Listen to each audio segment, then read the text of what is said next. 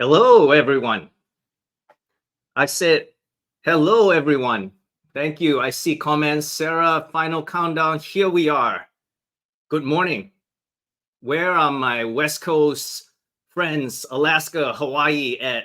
Drop a note in the comments where you are dialing in from. Thank you. I see Lauren, Christina, everyone else on the West Coast. Where are my friends from the Midwest and from the East Coast? Drop us a note if you're dialing in, and even across the pond, if you're in an entirely different time zone.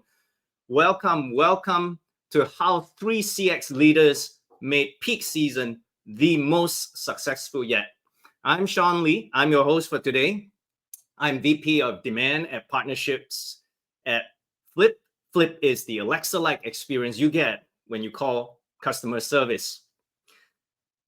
Some of you are remote. Some are in the office, joining us from the office. I see comments flooding. What's up, John? Cincinnati, Ohio, from the office, remote, distributed. Some are hybrid. But here's the common thing. Tell me if you agree. Regardless of your setup, regardless of what time zone you're joining us from today, we are all connected as a community. And that gets me super pumped. That gets me really excited because there's a common thread that binds us all. What's up, Sarah? Joining us from BC. One is we have that laser focus on the customer. It's always about going back to the customer with that empathy, with that support, with that understanding, building what's best for the customer. The second is team with a capital T. We are focused on building teams. And I heard this quote that really inspired me. If you are a CX leader, you've got to be a CX leader. And we focus on team care, building, nurturing teams, and helping the team deliver the best. And the third thing that we really see as a common thread for us is community, that I hear and I see day in and day out, us supporting each other, encouraging and celebrating and elevating. And so it's on that note, Christina can share with you the context that we started the Back to the Customer Awards, which was intended to celebrate the best in direct-to-consumer, e-commerce. And so today, I can't be more stoked with the support from our primary partners, customer and AirCall, and all our partner sponsors to bring back the three winners, the CX Leader category of our Back to the Customer Awards to share with you today, leaving you with, here's my hope. One, you will have some actionable insights that you can take away from the most recent peak season into the new year, or trends that you could start doing, anything that you could start, stop, and continue. And then, even as I see the comments lighting up, thanks, Todd, Mitesh, that you will take away a connection or two from everybody else that you're meeting. So light us up with your comments. If you have a burning question, put it there and we'll bring it up front. So without further ado, I'm excited to introduce you to our guest for today. We have three amazing practitioners in the CX space. I'll bring them on very shortly. And when they come on, I'd like to have Daniela, who's former head of customer experience at Kin Apparel, followed by TJ, who's head of customer experience at Everlane. And then last but not least, Brian Kaufman, director of customer experience at Bespoke Post. Welcome guests. And as you begin, Daniela, we'll pass you the mic. Tell the audience, tell everyone a little something about yourself, your CX origin story. We're eager to know how you got into CX. And then last but not least, so we have it up front, what is one piece of advice, one gem that you leave with everyone? So for the benefit of everyone who joined us on time and early, we're going to bring it up front. So you will have those insights, and I'm seeing any questions, cool, in the chat. And so Daniela will pass you the mic, and then we'll move on to TJ and Brian. Daniela, get us going, please. Thanks, Shawn. A fact about me is that I'm currently in the UK, so it's dinner time, 7 p.m. over here. I know we have people from all over joining. How I got into CX, I worked in hospitality for over a decade, and in 2020, I graduated and was moving into my first real apartment and was buying a lot of furniture online. And that was just horrible, like left and right. A lot of companies were just not giving a good customer experience, and I was looking to change up my career, and that just felt like the right thing to do. Just um, the idea of joining a startup specifically and being able to sort of learn what customer experience is actually like so that I'm not just saying a bunch of random things as a consumer, as a frustrated consumer, but actually learning what it was like and then being able to, offer that to customers seemed really exciting at the time. So, yeah, I joined Billy and the rest is history. Something that I would tell my younger self is that being in CX means that you are a change maker, and you just have to kind of own that. There is so many aspects of the company that we touch, and a lot of that means that will be some pushback, that you have to fight for a seat at the table, all of that. And so I think surrounding yourself with people that believe in CX and believe that the customer is the heart of the company is the best advice that I could offer anybody in this space, and just being unapologetic about that. Amazing. Thanks so much, Daniela. Before we move on to you, TJ, I think, Daniela, what really strikes me as you shared that is CX is not only a department or a division, it is a company-wide focus. Right? It's an initiative and a focus on the customer that permeates through the entire company. So love it when you said CX, seat at the table. Spot on. TJ, over to you. Please let everybody know a little bit, and then what would you tell your early CX self or advice you would leave for everyone as well? Sure. Yeah. No. Thanks for the introduction, Shawn. I'm TJ, head of customer experience at Everlane. Everlane was founded in 2010. We're a apparel brand with a focus on sustainability and transparency. I've spent the better part of the past, 15 or so years helping build and scale support and CX teams for both direct to consumer and sort of technology and SaaS brands. I guess the Cliff Notes version of my background and where I started, it's kind of humble beginnings. I moved out to LA without a job in 2008 and fell into an agent role with a company called Media Temple. We were a web hosting company, and I started from the trenches, helping support customers, helping them build their websites and figure out DNS problems. I was employee number 30, and it was just a rocket ship company at the time. I just joined, at the right time. And from there, I spent, a few years at companies like MeUndies and MailChimp, and now with Everlane, 15 or so years later. Piece of advice, I would say for those that are especially just starting out in CX or have hopes of getting into, a leadership capacity, is to really try to understand what's most critical in your organization. And that can be different depending on what's happening internally, but it could be growth, could be retention, it could be profitability or some other indicator. And really try to understand the levers for that KPI, and maybe more importantly, how yourself or your team can impact it. More often than not, it's not just CSAT, it's not response times. Those are like table stakes. There's probably a little bit more that you got to dig into. So aligning, your business unit around those top level initiatives can help kind of bridge the gap that I think Daniela was talking about. That I often see in service teams and other parts of the organization who may view CX as sort of a cost to the business. So yeah, finding that alignment with the company focus is really important. Amazing, TJ. Thanks for sharing that. Working back from the levers at the board and the management at a company level, that focus is really very empowering. I think it really helps to direct where you focus on. Thanks for that, TJ. And then Brian, over to you. Yeah, thank you, Shawn. I'm Brian. I'm Director of Customer Experience at Bespoke Post, coming up on 7 years at this company. This is actually my first CX job, so a little bit of a different path. And I think my advice to my younger self and my story of how I stumbled into CX kind of go hand in hand, so I'm going to mold them together if that's okay. I am a sports reporter by trade. I went to school for journalism. I was a sports reporter on TV in 3 different markets for like 6 or 7 years. And I wanted to move to New York and sports reporting in New York wasn't on the table. So I needed to find a job. And I think, I, like TJ, started as a frontline agent. Bespoke Post gave me that chance back in 2017.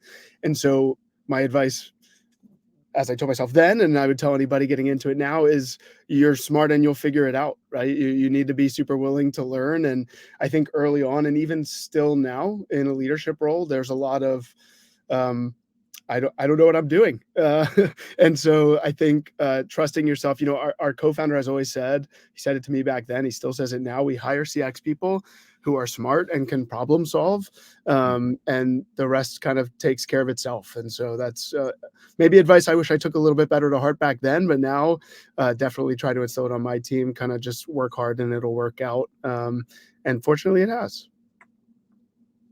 Wow. That's great. One thing that amazes me, I'd love to move on, but if I connect the dots here, we have somebody who started in hospitality, Daniela, that's you. And then TJ in the trenches with an agency, right? And Media Temple. And Brian is a sports reporter. So no one background for moving and working your way into CX. But that is the heart of it. You have that interest to solve a problem, interest to work to better the customer experience, interest to make it more compelling for the brand. And then of course you connected the dots. So I think a lot of what we talk about here, these are tactics, these are tool sets, and then certainly the team aspects, which the three of you and the community have accumulated over time. And it's so precious, I think, when it's put out there for everyone to share, to consume and interact with. So I can't be more excited to dive in to the next portion of our sharing, everyone, which we've termed CX for real people, clearly, for real people with real budgets. We're at the start of the year. We're at the cusp of a year coming in hot from a recent peak season. And I want to acknowledge many folks, I'm looking at the comments on the call, all you change makers, different peak seasons. Valentine's Day coming up soon, peak season for some of the audience in the room. So whatever your peak season, we acknowledge the diversity there. But the first thing we want to talk about, and either of you, please lead us, what worked and what did not work this past peak season? We'd love to hear those anecdotes. Love to hear you share on that. So if you have any thoughts, Brian, TJ, or Daniela, kick us off on this part of the show. Yeah, I'd be happy to kick it off. I kind of went macro with my thought here as I was preparing for this, because I think you're right, different peak seasons for different people. So I tried to find something that works year round anyway, that we plan to extend into this year and beyond. I think one thing that we focused on in peak, and our peak was November and December, was better communication with our warehouse to decrease response times, increase customer satisfaction. I think, with holiday gifts, Christmas gifts, people get a little frantic, and that's their right. And they're not going to stop doing that.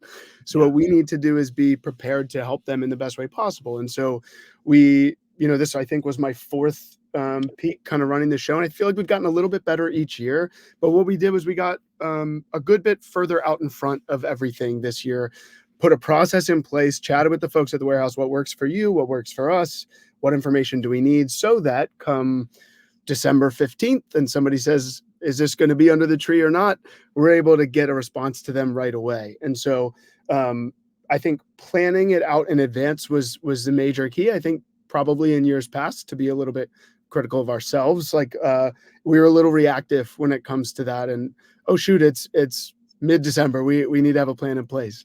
We got better out in front of it this year. And I think, sure, we had to ping them a few extra times, but for the most part, it helped keep us informed, which helped keep the customer informed. And like I said, we saw better response times, better resolution times, and a higher satisfaction rate than we've seen any of the past 4 Decembers. And I think those things are definitely related. So I think just setting yourself up for success could probably be applied to almost anything.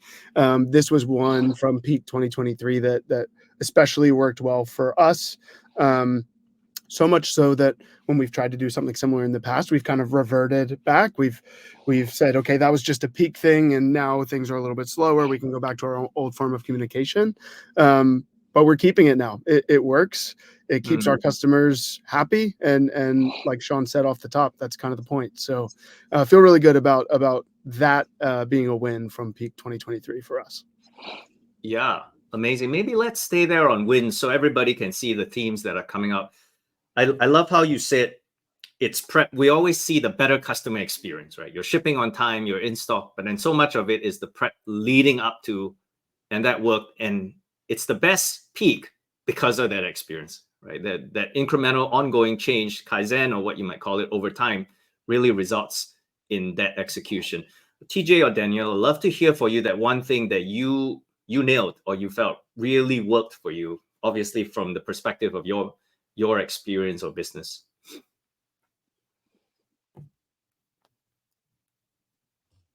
I'll jump in. Yeah, Brian talked a little bit at the macro level, and I think to a certain degree that planning is probably the most critical element to success for anyone that's going through and trying to navigate and prepare for a busy holiday season. I joined Everlane in I think September of 2022, and so not a lot of time to plan and prepare. So I think this year we took a much different approach. I'll note that planning from our team's perspective is not just reserved for those in like a management or leadership capacity. We sort of view this as like a team effort and sort of manage it as such. Each team member has a clear mandate or responsibility to sort of help us navigate, our busiest time of the year beyond just, checking boxes that need to be checked. This sort of like team oriented approach like helps build camaraderie. Like, hey, we're all working on this thing together. We all want to accomplish this goal together. And I think that, I know we'll talk about some team stuff in a moment, but I think those sort of, the structure of how we plan together kind of helps build that camaraderie that I think sometimes we lack during, really stressful times of the year. I will add too, I think this is more maybe a macro level, but I think we benefited a lot from starting some of our marketing campaigns earlier in the season versus just having a, Black Friday, Cyber Monday deal. And I think what that allows, CX teams to do is maybe pull forward a lot of that, like, high impact, sort of spike in demand and spread it out over a longer period of time. It's typically those large spikes that I think negatively impact, your CX KPIs. So you have the ability to kind of, again, spread things out a little bit. Your customers and agents will be a lot more, happier, I think, kind of navigating some of that stuff. Love it. Spread things out. Yeah, Daniela, in some ways, almost alluding to Brian's managing some of the whiplash or reactivity with the warehouse. So really love that preparation, Daniela.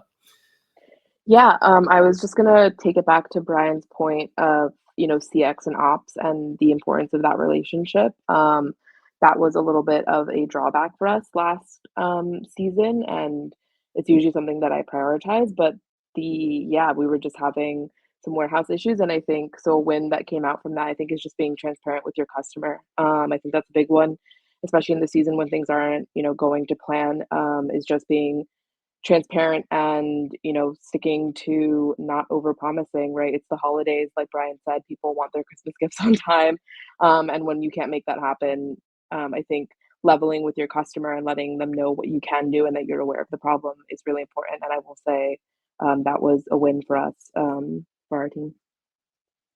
Yeah, totally. Level setting expectations on that note. And then already TJ and Daniela, you alluded a little bit to team, but before we move into team, were there any challenges or opportunities for improvement that we like to say that you saw, right? Either brought about by that surge, as you mentioned, TJ, I think the word you used was spike, right? That spike in volume, seasonal high, that looking back, you felt, wow, that was challenging, right? There was a collective sense that was challenging. Just looking at the comments, that was challenging, and perhaps you would do it a different way. Is there one of those things that jumps out at you before we move on to the human aspect of managing through peak? Anything to add for this? Yeah, look, I think, specific to our team, I think we could have gone more aggressive in some of our live channels. So if you think about the customer intent during, these big promotional and seasonal moments, these are prospects that are trying to purchase something from you. email and some of the sort of like text-based channels aren't typically your fastest, right? So I think next year we really want to emphasize SMS and live chat specifically for prospective customers in that sort of like purchase journey, and make sure that they're getting all their questions answered, whether it's like a sizing inquiry or, do you ship to XYZ, right? We want to be able to answer those and give them that confidence early in the decision-making process so that they don't have to make a purchase and then maybe return it later because they find out actually this product isn't quite right for me. So Yep. I think I think live chat is a great example. I think in e-commerce, it's really common to see live chat as a channel exposed on PDPs and collection pages, but we desperately need to get more aggressive, I think, in those channels to basically just head off and get ahead of some of those those opportunities. So I wouldn't say it was maybe a miss or something that didn't go well, but I think we could have gone further. Yeah. Love it. Daniela or Brian, feel free to jump in on this point. I love the focus on transparency, and obviously Sarah and Todd in the comments resonating with transparency, clear expectation, and of course the follow-up. That is the reliable experience that the customer then gets. So us, all our customers, we consume what we put forward as well. So clearly, it's a two-way street here on that. Anything else to add, Brian or Daniela, about what maybe was a challenge, and if you had a second, you would do it over a different way?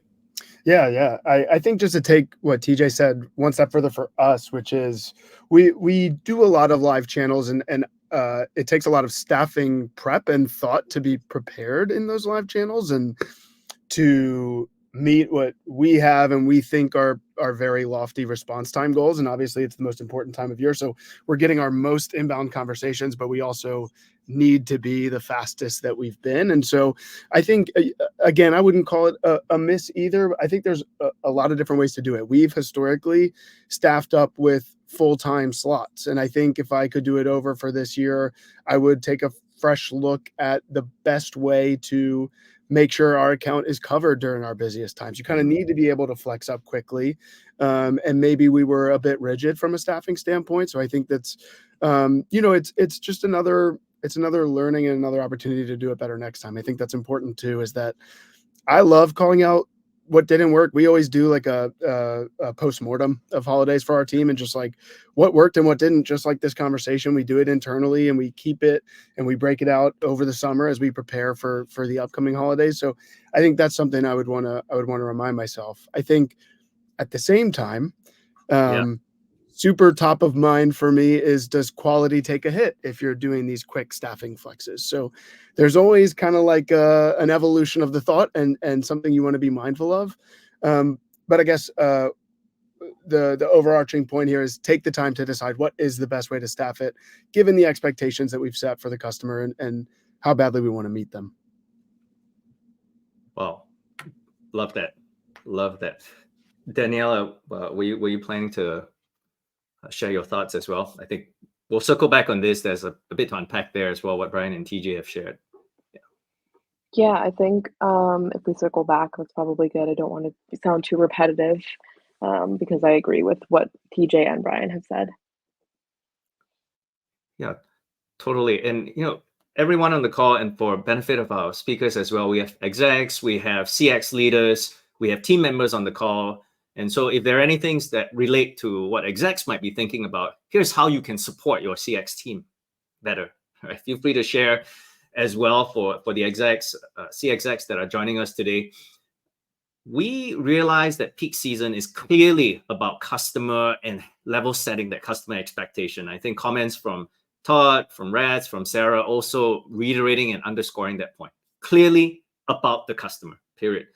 At the same time, to make peak season a win all around in the true sense of the word, it is about the team. And so whether it is team formation, team care, we would love to know. And if there are additional questions that audience you have, drop them in the comments as well. But Daniela, TJ, and I'm sure Brian will join us back shortly. How did you approach team building and nurturing for peak season? Whether in the lead up to, whether how you structured it, we'd love to hear how you approach that very critical aspect of it. I know, TJ, you mentioned camaraderie and the team-oriented approach. Love that. Daniela, clearly you talked about some of the stresses if that coordination with ops, that critical relationship wasn't really tight, right? And functioning at that level you need it. So any thoughts at all on how you approach team building and collaboration for the most recent peak season? Yeah, I'll jump in, Shawn. I'll share maybe a point of view from maybe someone that manages a remote team. I'm sure to some degree we have some, mix of hybrid and remote folks here too in the audience. But for those who manage remote teams, remote work can be pretty isolating and sometimes pretty lonely even. I'm remote now, and I really miss the energy that you get from in-person interaction. I was fortunate enough to visit our team in the Bay Area last week, and I left, a lot of those discussions and meetings very invigorated. Just getting to see and meet people in person and collaborating. It's hard to replicate through Zoom, unfortunately. I mean, it's just the nature of the work that we do. Yeah. So, I try to look for ways to bridge the gap between our in-person teams and our remote folks so that we're focused on the same outcomes. We're talking about the same projects and problems and goals. And I think one of the challenges that I've seen specific in CX teams is that you sometimes create like your own little microculture. Like CX is like its own little separate team, right? They have a separate culture themselves. I understand and can appreciate the value in that. I also think it's a very dangerous thing when you're trying to build a company.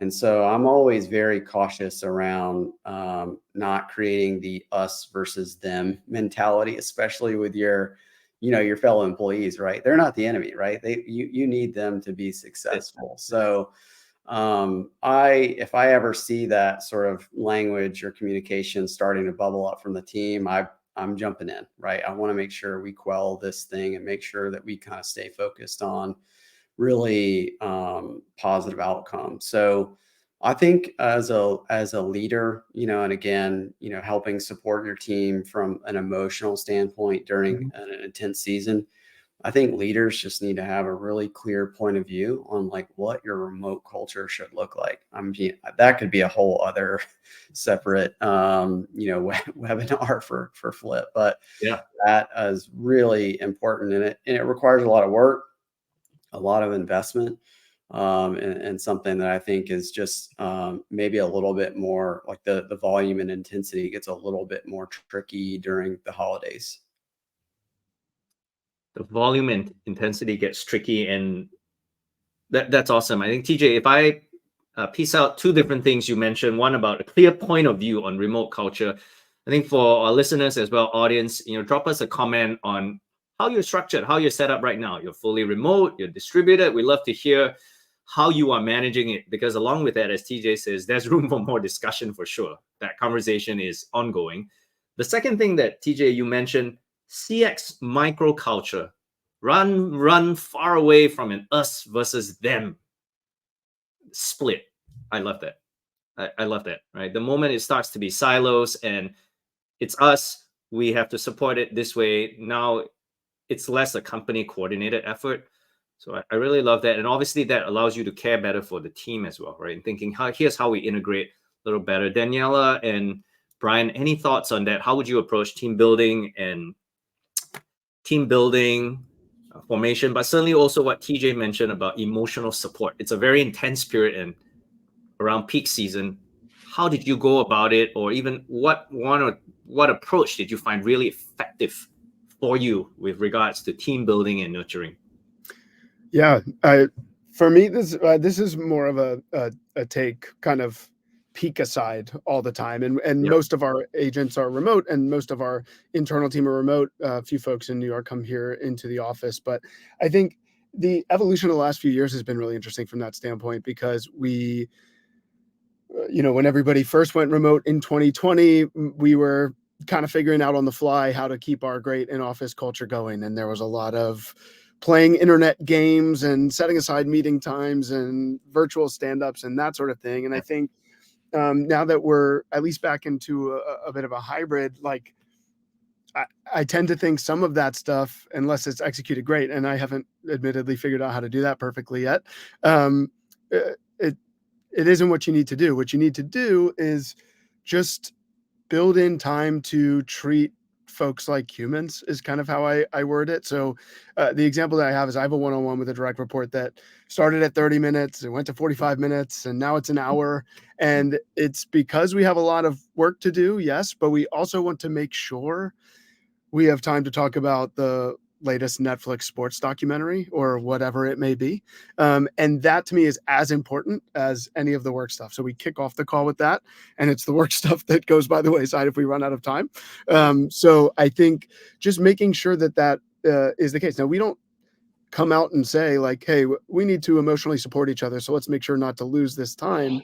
But it's just, if you are a human, it's important that you know, to me, if I'm your manager, I don't want you to feel burned out. I want you to feel seen. I want you to know that we're more than just the CX team. So that's kind of been my take on it recently, is just make sure people have room to be themselves. And I think that's kind of what we strive for. Yeah.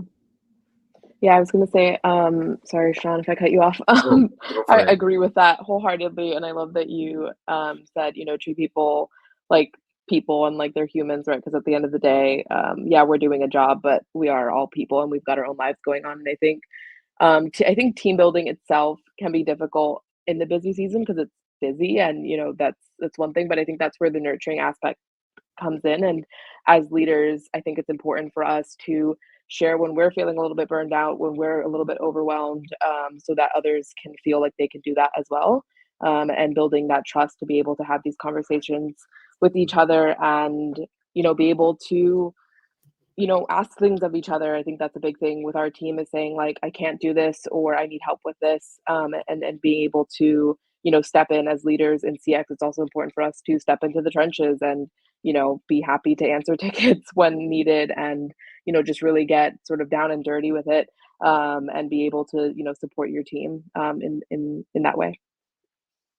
Yeah, love it. Building trust, asking those touch points, right? Those touch points. I think one of the things we've said is we are a distributed team here, and for us, the ask is time on the calendar to connect. So whether it's a lengthening one-on-one or more time for support, I need help me. And obviously it's mutual. It builds trust, builds credibility. I think that is how we grow. So important. And I know we're getting comments, obviously, Anna talking about leadership skills. I think we said earlier, CX leaders, a CX leader is a CX leader leading the team from the front. TJ, you used the word in the trenches. And obviously, Daniela, you said answering tickets. That's as direct as it is, right? Anecdotally, you're right there where the customer is. So we've looked back in order to look forward. And I know we're down to the last 10, 15 minutes, everyone. So if you want to get your questions or comments in, this is that time for you. And there are one or two more questions we'd love to have your wisdom and take on. The first really is, what has carried over? So what continues, right? Obviously, you've done something great, and those provide actionable insights. What has continued from peak season into 2024? That's that first question. And the second is really, as a result, if there was a North Star, if there was a goal that you're setting for this year, what is that? We'd love to have your thoughts on that to help everybody in the event also inform their priorities and goal setting for the new year. So what is carried over? And then what is that goal or goals, if you can't limit it to one, that as a result you are setting for the new year? I'll jump in. Yeah, look, we started building a formal voice of the customer program last year, and that's probably one of the programs that I'm most excited about carrying forward into this year. For clarity, in the most simplistic way, we're absorbing a lot of qualitative insights from customers in the form of Net Promoter Score feedback, CSAT comments, survey responses, you name it. And our goal is to marry that with business trends, right? So for us, it's things like our return data, purchase frequency, and basically come up with recommendations for the team, right? All of our cross-functional partners. So we prepare monthly voice of customer decks that not only share insight into, what our customers are saying and doing, but, again, offering recommendations to help improve the business, right? So we've made several updates to, our fulfillment capabilities, recent policy changes that I think will drive better business outcomes, not just for the purposes of a higher CSAT score, but really just to improve like the overall customer experience. So I guess to answer the second question more succinctly, just kind of expanding on this voice of customer program. I think it's got a lot of potential, and we're really excited about seeing some of the results from some of these initiatives we're going to roll forward with. Amazing. Love how you marry that with the business trends and how it's consumed cross-functionally as well. Daniela or Brian, what about you? Anything that's carrying forward that's informing your priority or priorities for this new year? Yeah, we're at a really interesting point, I feel like, as a CX org, where we have kind of established this base level of doing a really awesome job. When customers write in, we know how to handle it. We do it quickly. We do it well. The metrics kind of support that. So one thing that I'm looking forward to, and this is one of our 4 kind of formal objectives for the CX org this year, is to become a proactive CX organization, to work to sort of get out in front of things, to create customer conversations that can drive loyalty down the road. We want to add incremental value to our customers' lives, right? How can we create memorable experiences beyond just the reactive CX when you have an issue with your order or with a shipment? We know we do that well. Now, what can we do that leaves the customer kind of saying, wow, Bespoke Post is cool. I'm going to tell my friends about that, right? We want to drive that sort of loyalty. And I think that is a really, really exciting spot to be in, where we don't want to lose sight of the day-to-day and of the reactive. That tends to be the most important stuff that a CX org does. But now that we've kind of got our feet under that, for as far as we're concerned, what can we do that kind of drives things forward and drives that loyalty? And I tend to think that's when CX gets really fun. So we've got some cool ideas planned, and I don't think, as far as like advice I'm telling myself and anybody who wants to take it in the audience, is that those types of things, and you're thinking about memorable experiences, they don't need to be scalable in order to launch them, in order to test them. I really believe that it's okay if they never become scalable.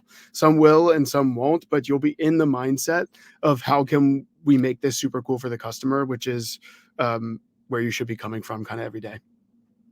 Got it. Memorable experiences that may not need to be scalable. Okay, that's definitely something I'm taking to mind. Daniela.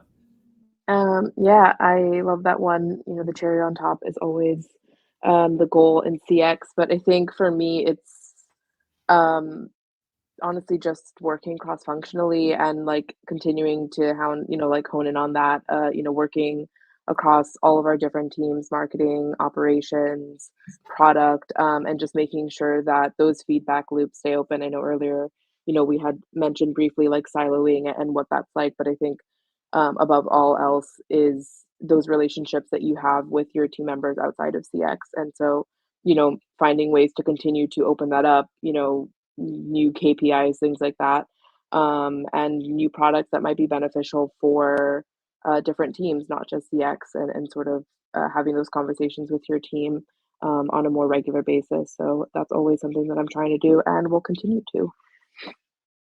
Amazing, amazing. Love what you shared from TJ, sharing about expanding the voice of the customer.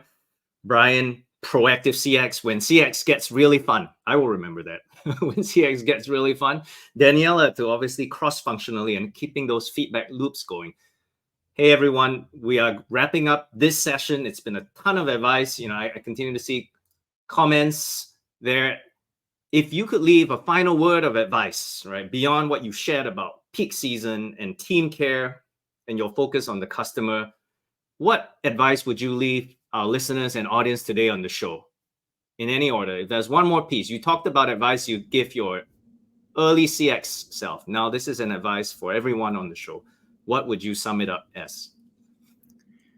I'm gonna kind of steal TJ's voice of the customer thing here, because I think that's really awesome that you guys are doing that. I think my piece of advice would be view everything as the customer, kind of from start to finish. I think it's really easy to get away from that when you are going to work every day and working on whatever project you're working on and stuff. But, you know, one of the core tenets we have when any new person joins our team is put yourself in the customer's shoes. So if you wouldn't want to receive this communication as the customer, don't send it. We've all had those experiences, like Daniela's furniture company, where it's just it feels bad, and that's the opposite of what we want. So if we're able to put ourselves in the customer's shoes, kind of with everything that we're working on, that kind of sets you up for success from the start. So I think that would be my piece of advice.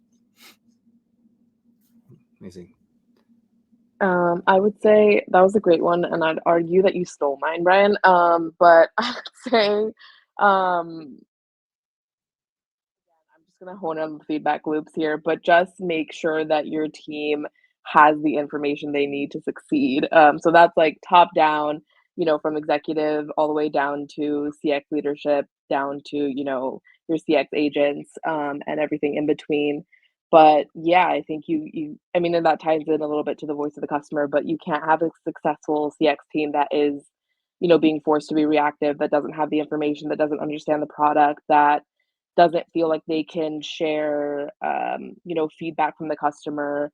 There's a lot of fruitful data that you get from tickets, that should be shared up, and there's a lot of fruitful information that gets sent, between leadership that should be shared with agents and, team leads. So I think that's a big one for me, and that's advice that I would give to people in this space in 2024. Don't be afraid to communicate. Amazing.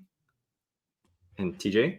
I'll keep dogpiling on this theme because it is very relevant, but I'll just maybe give my own maybe spin on it. Daniela's was really poignant, but I think, a lot of folks in our sort of roles or capacities have to get really comfortable with telling the truth, meaning, if there's a weakness or opportunity in your business or your service model, you've got to not only recognize whatever that shortcoming is, but you've got to like take it on, right? That might mean challenging a peer across the business, helping someone on your team get better at whatever that function is. So, I think sometimes it's a little difficult to voice those concerns to folks across the business because you care about them. They're your peers, they're your friends, but I think sometimes the truth is really important to share. And I know it sounds trite, but just a second point is just really fully understanding who your customer is. That means like, who is your muse? Who is your prototypical customer? Understanding their interests, their desires, their icks, everything in between. You've got to really have like a firm grasp on who your customer is. And I feel like oftentimes, like whenever I jump into a new role at a new company, the first few months is really trying to understand not only like who the team is and where all of our skill sets are, but what our customer is interested in, where are we sort of falling short. So I love that stuff. I mean, that's why voice of the customer and things like that are very interesting to me. So that would be my sort of, parting advice to folks on the call today. Thanks so much, everyone. Thanks for joining us. If I were to wrap, Brian, Daniela, and TJ shared about viewing everything as the customer, right? Don't be afraid to communicate and getting comfortable with telling the truth. So I would say, if I were to wrap, that CX leaders and builders are brave, they're dedicated, and they're communicative as well. They look forward to bridging that gap. Thank you to all of you, Daniela, TJ, Brian, for joining us. Obviously, we'll hop on everybody else for joining us with your comments.